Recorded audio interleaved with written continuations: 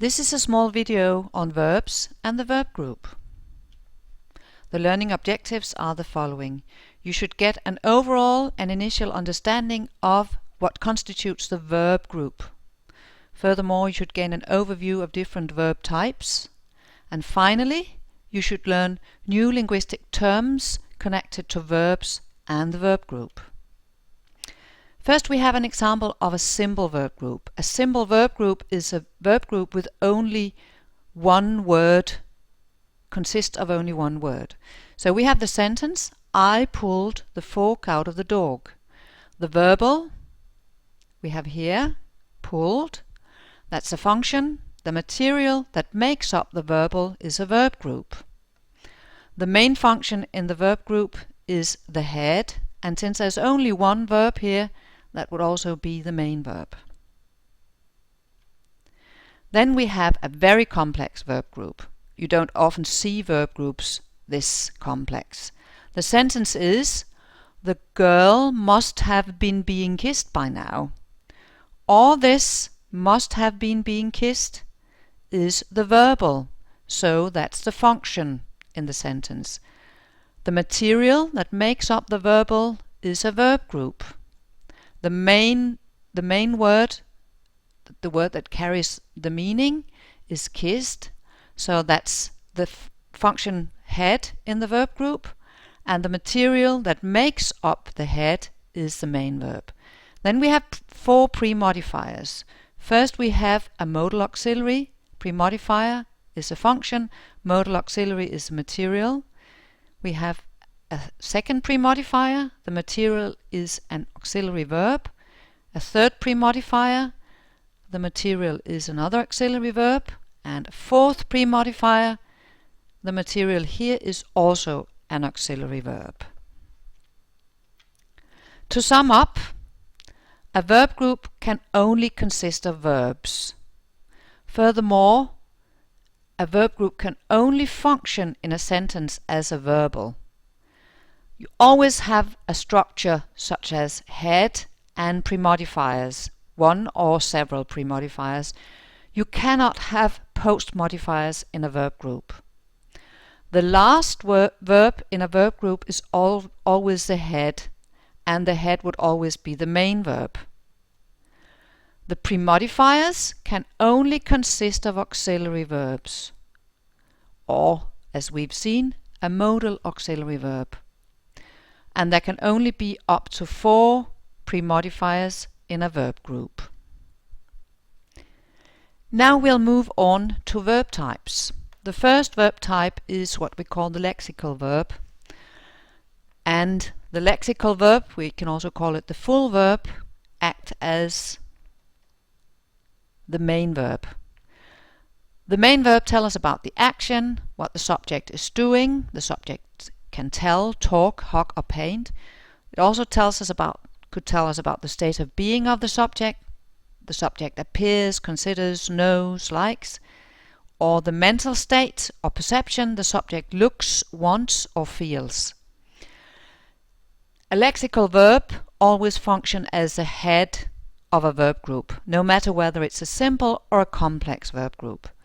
If you want to look some more into lexical verbs, you can have a look at exercise 19 on page 187 to 188 in Brunte and Brian. Then we're going to move on to verb type 2. Verb type 2 are the modal auxiliary verbs. Modal auxiliary verbs, they express a range of judgments about the likelihood, or you could also say probability of events. They function only as auxiliary verbs, and we have 9 of them. Can, may, will, shall, must, could, might, would and should. Then we do have some marginal auxiliaries, we call them. That would be dare, need, ought to, used to. They can be used both as auxiliaries or as main verbs. You can see some more examples in David Crystal, page 88. Then we have a third type of verbs. That's what we call the primary verbs. Primary verbs can function as main verbs or as auxiliary verbs, we only have 3: to be, to have, and to do.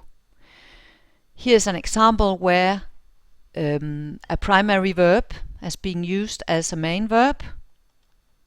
They are happy. Are is a verbal, they is a subject, happy is subject complement.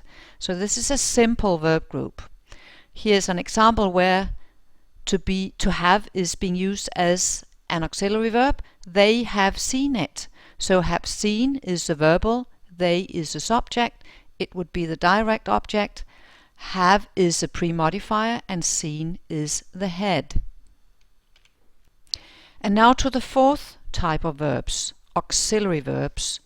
Auxiliary verbs help or assist the main verbs when we create tense. There are some differences between auxiliary verbs and main verbs. Auxiliary verbs can be used before not. Main verbs cannot be used before not. The contracted form N'(T) can be attached to almost all auxiliaries, for instance don't, didn't, wouldn't, etc. Then we have dummy do. Dummy do can only function as a stand-in when a construction needs one, for instance in questions or negations. Do can only function as a lexical verb in a few situations. For more on that, you could check Brunta and Brian, page 183. And for more on dummy do or do as an auxiliary. Do is always followed by an infinitive. He doesn't like Mondays, he didn't want to come.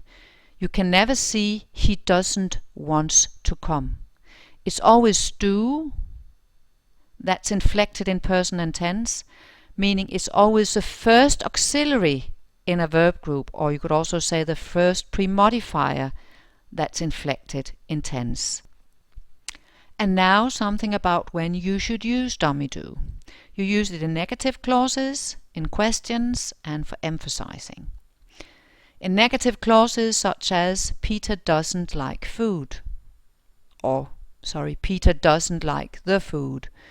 But you shouldn't use it if you have never instead of not. I never wanted you to like the food.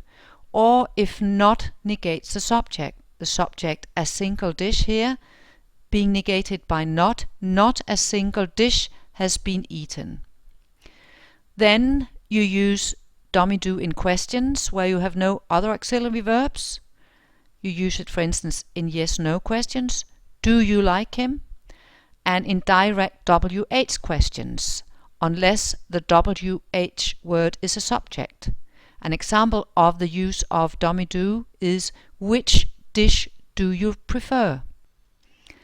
Don't use dummy do if the WH word is a subject. Who owns this book?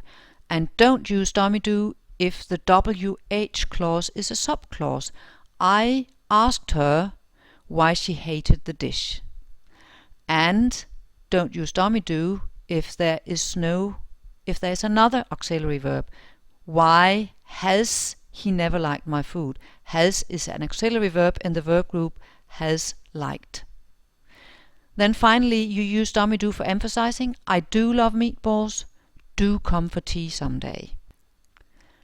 Other places where you use dummy do as a substitute in tag questions. Tag questions are questions you put after a declarative sentence. For instance, she liked your food, didn't she?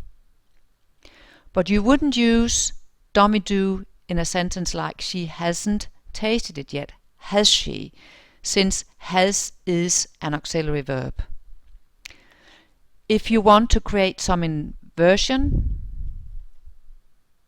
and there's no auxiliary verb, then you can also use dummy do. Only then did she eat it. In this case, you have a fronted circumstantial, only then did she eat it. Then you use dummy do in some circumstances with to be. One circumstance is in negative imperative clauses. Don't be such a fool. You also use dummy do in what we call emphatic imperative. Do be careful. Do hold on to the rope, etc. In connection with to have, if have means possess something, you don't have to use dummy do. If you want to check for differences in British English and American English, you can check Brunt and Brian on page 182. Then we're going to move on to be as an auxiliary verb. To be can be used to form, for instance, the continuous form. He is swimming. Here we have present tense of to be, and we have what we call present participle of to swim. We also sometimes call it the ing form, present participle. Could also be used to form the passive. He was interrogated. Past tense of to be, and what we call past participle of to interrogate. If we use to be as a lexical verb, it often says something about the identity, or it describes the subject. Then it's a linking verb, and it takes subject complement. We can also use to be in the sense of to be present, to be situated. Then to be is an intransitive verb, and it's followed by a circumstantial, to be present somewhere. Finally, we have the auxiliary verb to have. To have is used among other things in front of past participle. Past participle is, for example, arrived, to form, and it's used to form the perfect perspective, which could be the present perfective, he has arrived, or the past perfect, he had arrived. In the case of the present perfect, we have present tense of to have, he has, and we have past participle of arrived, the present perfect. In the case of past perfect, we have past tense of to have, and again the past participle of arrive. If we use to have as a lexical verb, it's often in the meaning of possess. We have a car, or also in other meanings, for instance, we didn't have breakfast. That was it. Literature I've been using is Brunt and Brian as well as David Crystal.